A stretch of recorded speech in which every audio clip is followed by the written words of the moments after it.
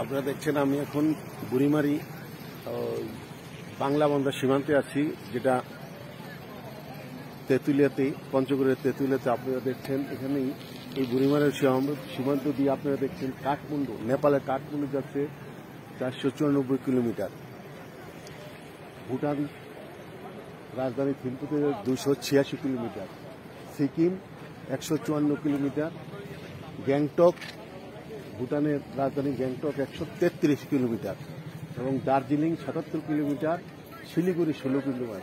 আপনারা যারা এখানে সিকিম যাবেন বা ভুটান যাবেন, শিলিগুড়ি যাবেন, শিলিগুড়ি একবারে সন্নিকটে 16 কিলোমিটার, দার্জিলিং 77 কিলোমিটার। আমি এখন বাংলা বন্দর সীমান্তে আছি, যেটা পঞ্চগড়ের তেঁতুলিয়াতে অবস্থিত। আপনারা দেখছেন